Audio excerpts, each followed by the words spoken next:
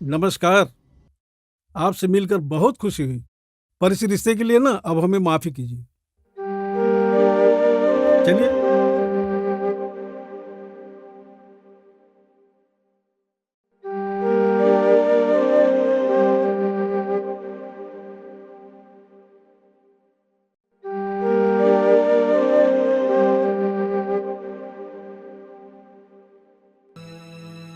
देखा तुमने सच्चाईदारी का फल।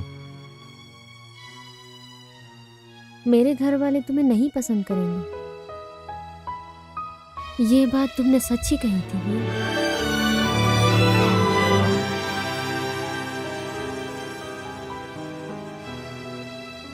ठीक है, ओके।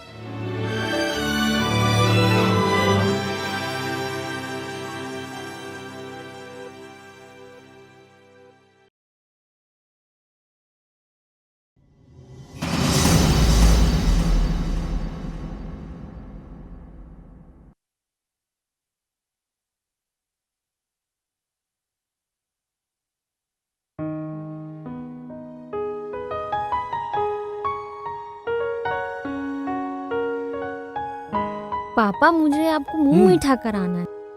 क्यों? क्योंकि सत्यवीर की इनकम टैक्स डिपार्टमेंट में नौकरी लग गई है। अरे वाह। प्राची दीदी, ये इनकम वाला क्या चीज है? इनकम टैक्स पुलिस डिपार्टमेंट जैसा विभाग है। अच्छा। हाँ जी। देखो कौन है।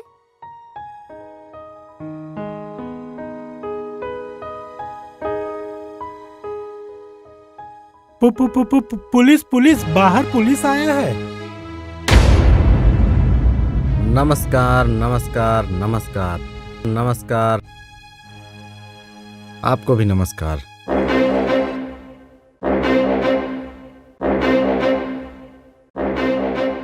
आप सबको, आप सबके इनकम टैक्स ऑफिसर का नमस्कार। अरे सत्य बेटा, बहुत दिन बाद आए। हम तो तुम्हारे बारे में प्राची से रोज पूछा करते हैं। पूछो प्राची से, पूछो पूछो। क्या लेंगे सत्य बाबा? मेरा मतलब चाय या कॉफी। उस दिन तो आप बिना कुछ खाए पिए चले गए, हम सबको बहुत बुरा लगा है। सच में। बहुत अच्छे चंदन। मैं कुछ लेके आता हूँ। वाह सत्य बेटा, नौकरी क्या मिल गई, अपनी माँ को ही भूल गए।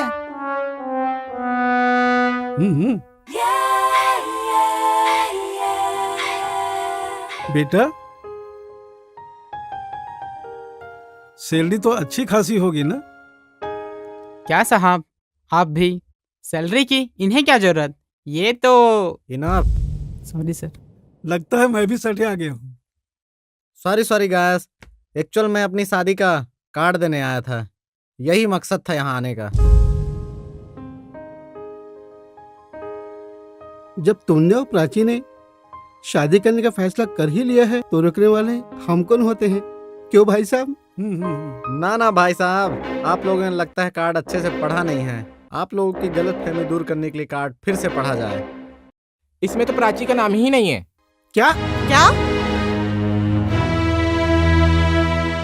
ये शादी नहीं हो सकती। क्यों नहीं हो सकती? क्या जीवन भर हमारे साहब कुंवारे रहेंगे? बस वीर, अब बहुत हुआ, अब और नहीं। मुझे समझ में आ गया, जो भी तुम कह रहे थे सब सही कह रहे थे। ये सब क्या हो रहा है? कोई मुझे कुछ बताएगा? मैं बताता हूँ।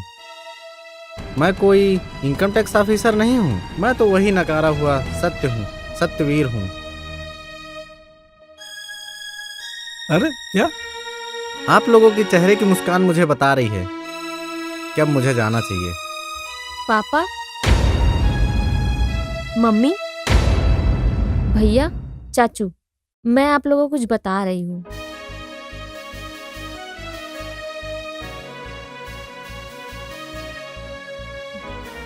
सत्यवीर, तुमने मुझे इतनी हड़बड़ी में क्यों बुलाया? तुम्हें पता है मैं कितनी मुश्किल से आई हूँ। मैं इनकम टैक्स ऑफिसर बन गया। Wow, really? I can't believe.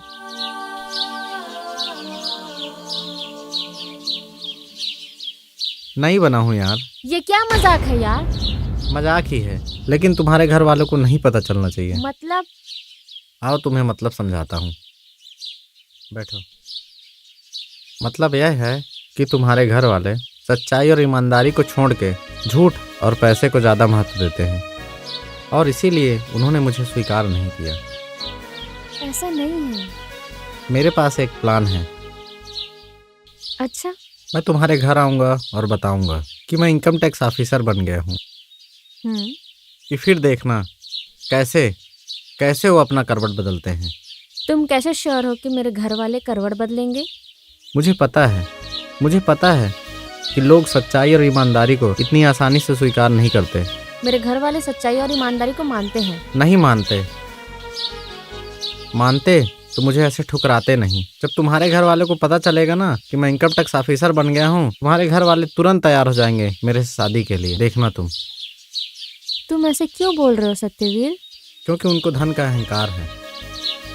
सच्चाई और ईमानदारी से उन लोगों को कोई मतलब नहीं है। ओह, लगता है तुम उस दिन के बात को लेकर दुखी हो। नहीं, मैं दुखी नहीं हूँ। आखिर तुम ही बताओ, कौन सम्मान के लायक है? मेरी नजरों में तो सम्मान के लायक वो है जो सच्चा और ईमानदार है। ओके, तो कल फिर मैं आता हूँ और देखते हैं झूठ और बेईमानी का बोलबाला कितना है। अगर तुम श्योर हो तो ठीक है।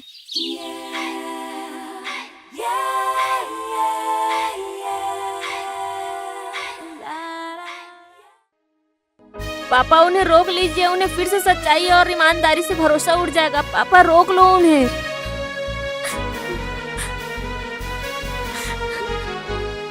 पापा, रोक लो उन्हें। रोक लो पापा उन्हें।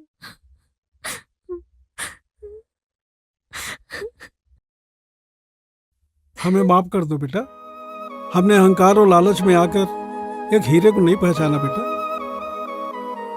आप एक इंसान के सच्चे और ईमानदार रूप को ठुकराते हैं और झूठे और बेईमान लोगों को स्वीकार करते हैं, जो कि बहुत खतरनाक हो सकता है। हाँ, और ऐसा कुछ नहीं है जो सच्चाई और ईमानदारी से हासिल नहीं किया जा सकता। बस आप बड़ों का आशीर्वाद बना रहे। मेरा आशीर्वाद सदा तुम्हारे साथ है बेटा।